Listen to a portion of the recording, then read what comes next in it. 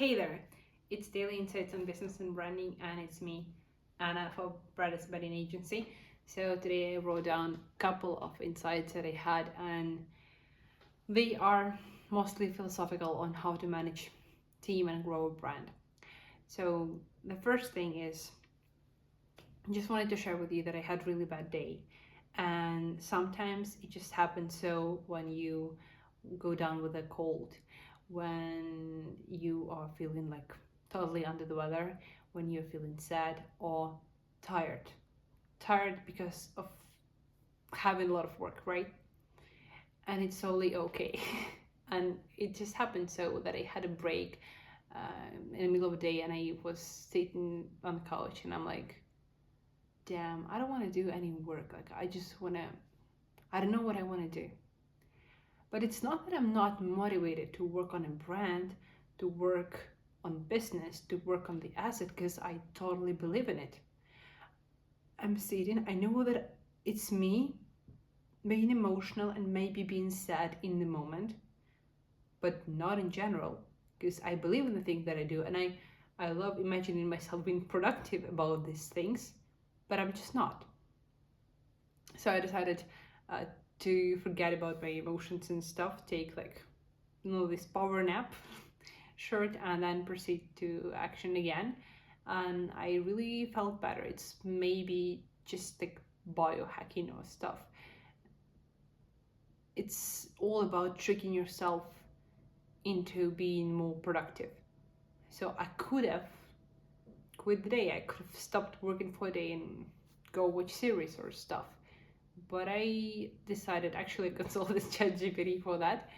I thought, what is that do I need? Like, I'm really tired, but I want to work. I need sleep, obviously. So these things happen, and I can't say that I was 100% productive today. But then I understood that we are not those people who are building brands. We are not, sprinters, sprint runners. We are marathon runners. It means that some days we might give 20% of our energy. Sometimes we might give 60% of our energy. On the third day, we might have 100% of our energy. But it's important to have the result on the fourth day, like to see all the things that have compiled together over these days. And it's really pleasant, and it really works this way. When I was starting out our portfolio for the agency, I know that it was hard. I'm sorry, I'm cold. It was hard to find projects. It was hard to put them together. It was hard to get all the concepts. And it took me a lot of work. A couple of cases, it takes months to put together. But as I remember as how hardworking I was, how much time I spent on it, how I didn't get enough sleep, and how maybe some days I felt sick and not in the mood and stuff. Some days I gave 20% to it, some days I gave 100% to it. But now I'm looking back at my portfolio, I'm looking back at all the videos that we have. I see the progress, and I see how much credibility we already have. And I really appreciate and I'm thankful to myself having done all that work. So we are still making progress, even if we are not given 100% in this specific day. The next insight.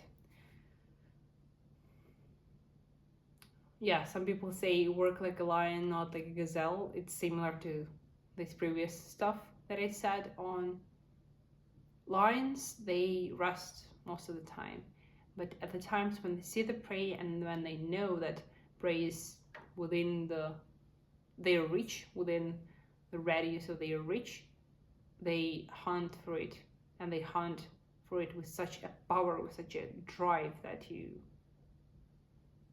can't beat him, you can't beat a lion. And when you are working like a gazelle, you are constantly running, and you're constantly, what is really important is that you are not the one setting the rules here. You're just constantly running away from something. There are other people, other predators who are commanding where do you go, where does your brand go, where does your business go, where does your life goes in the next days. That's what Gazelle does. She always runs constantly away. She's always moving, and it's not giving her time to be productive. And it opened my eyes today. I listened to Simon Squibb today on one of the podcasts, and he said that wealth doesn't come from hard work. Like, you start with hard work, and then you move on to working smart, and you move on not to selling your time, not to selling your hours, but to making crucial decisions in order to build wealth or build a brand. Whatever it is that you're building, I figured that all the things, whether it's personal approach, whether it's business approach or brand, they are all interrelated. That's why I'm saying that I have business and branding insights here, because they can be applied to any of your spheres. And I totally agree on that. If I would be working hard, and if I would be spending my whole day just doing design for you, I wouldn't build my agency, I wouldn't build my brand.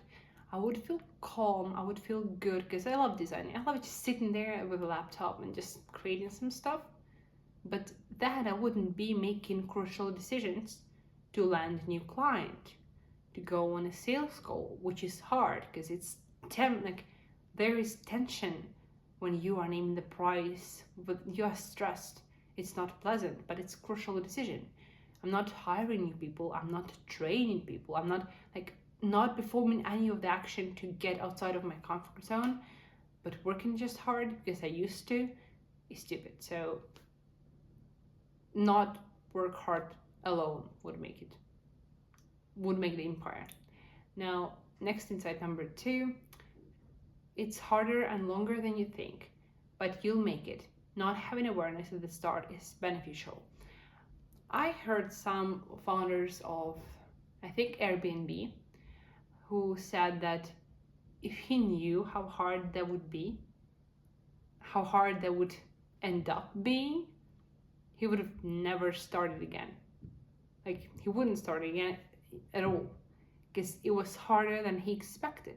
And just because being naive, being childish, or too infantile, not understanding the whole scope of work that is ahead of you and the whole scope of challenges, you are able to start.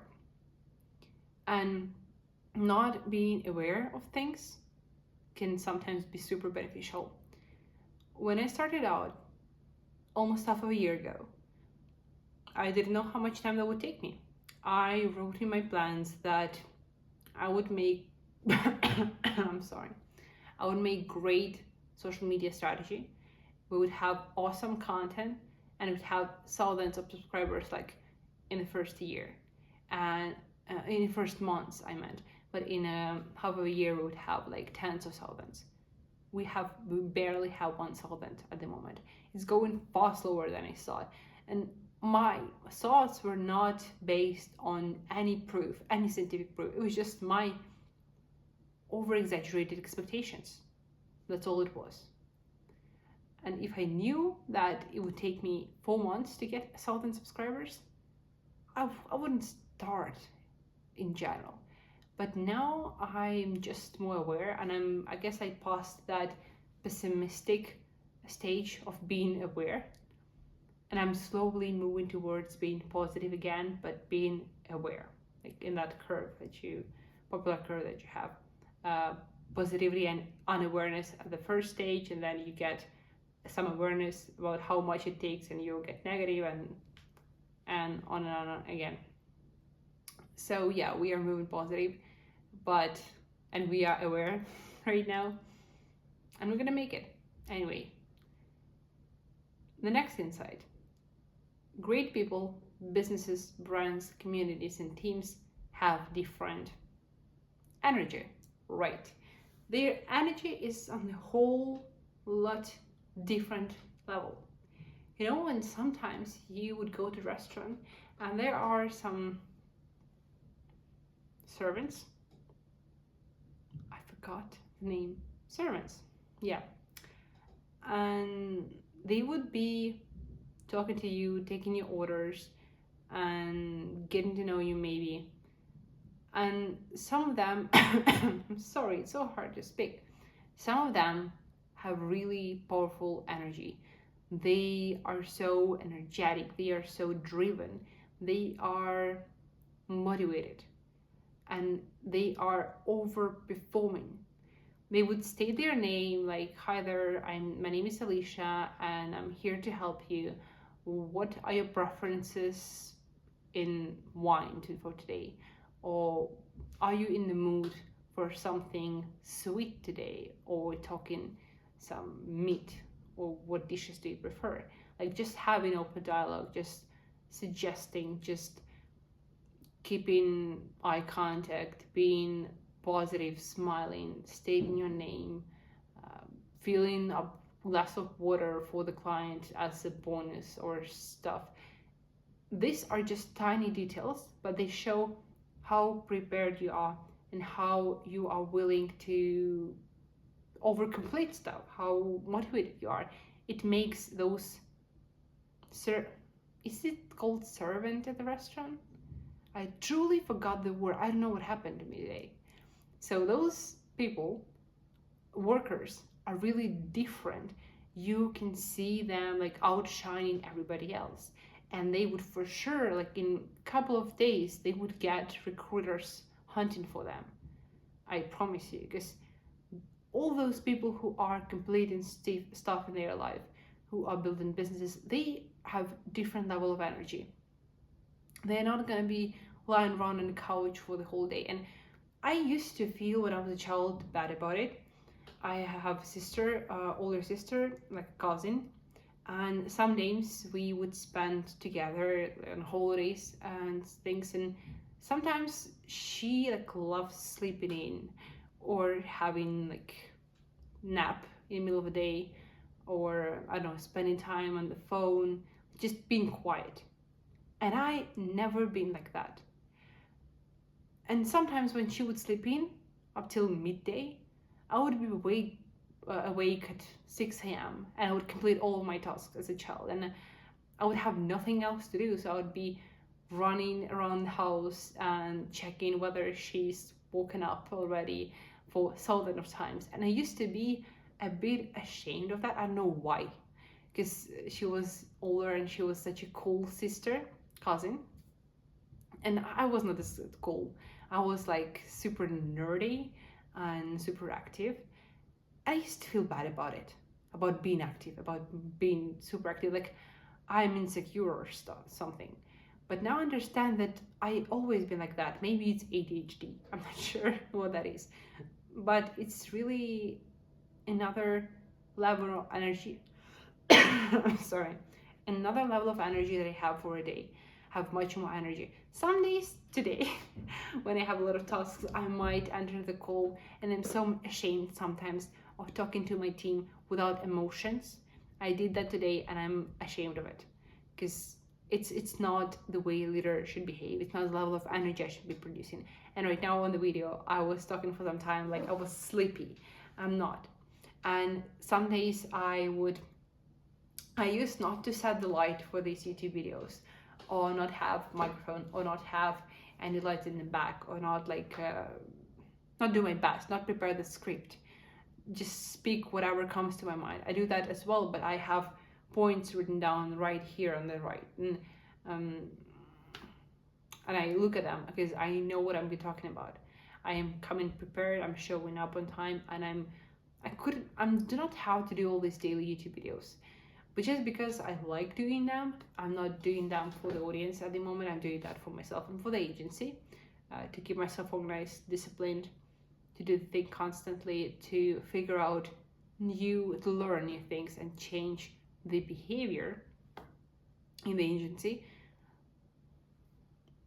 That's why it's beneficial. Having different energy, really putting in work, being dedicated, being prepared, and sometimes over prepared, showing up on time, it really matters. And people who build empires and really huge brands or businesses or great communities, they have different level of energy, not basic. They want more and they have big vision. I never talked about it. That's going to be a new thing here, but I'm going to talk about some big vision. Yesterday I had a walk with my friend and she asked me, why do you want to do social media? Because I renewed posting constantly on my personal account on Instagram, and she asked me like, why would you want that? I have several reasons why it's important. I even made post about it because it's easier to make business this way, my brand is more recognizable this way and stuff. But if I speak in a long-term perspective, I want to build my empire. I want to build a set of businesses that are going to be connected under one name. For now, I see this name being Badass. Maybe it will be changed because it's not connected to my personal brand at all, and not to my name, not to my last name. I'm thinking over this still, and I want to have like gym for really super motivated people, like gym that opens up at 4 a.m.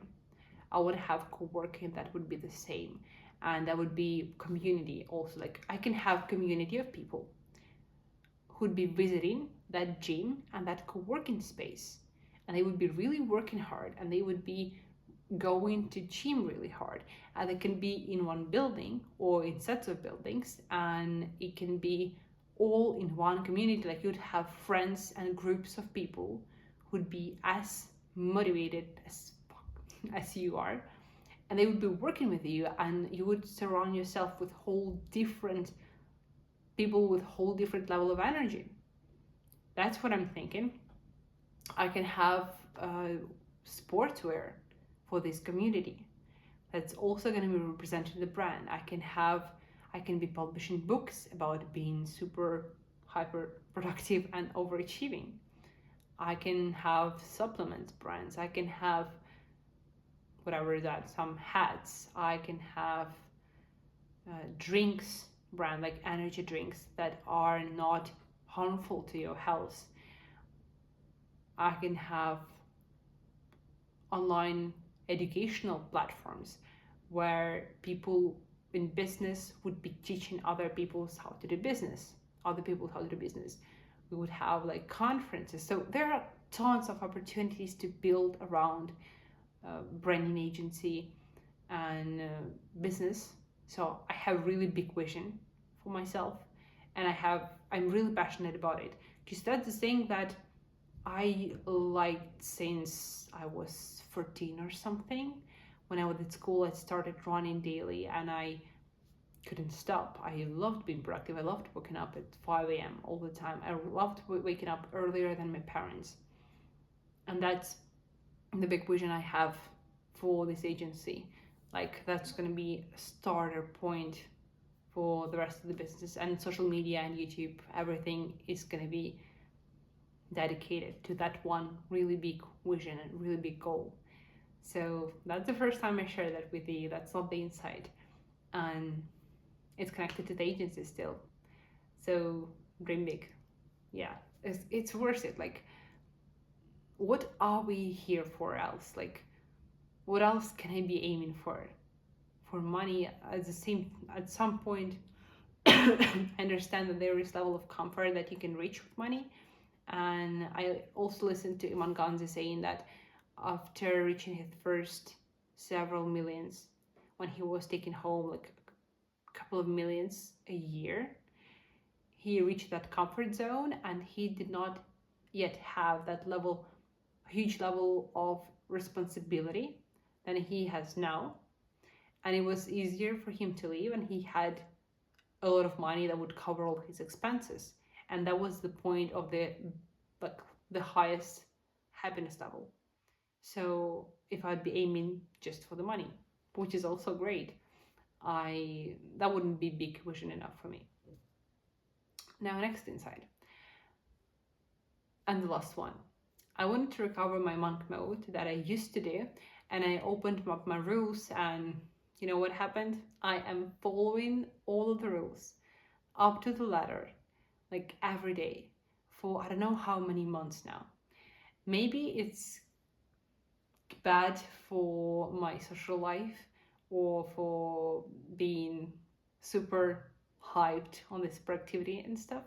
But I'm going to read my monk mode rules for you and I'm going to talk about what that is in general. So the first rule is no TikTok, no Instagram, no YouTube entertainment, no Netflix. Second one, no sugar, alcohol, drugs, cigarettes, packed foods, instead wholesome foods. Point number 3, no impulsive shopping. Point number 4, sleep well, at least from 11 p.m. till 4 a.m. Point number 5, contrast shower, morning exercises, sports 3 times per week, walks. Point number 6, meditate. And point number 7, read books and learn your area. And I might have slips in some of these rules. But in general, since I think July, I had only 3 days, 1, 2, 4 days when I had alcohol. So it's like 6 and 9 months.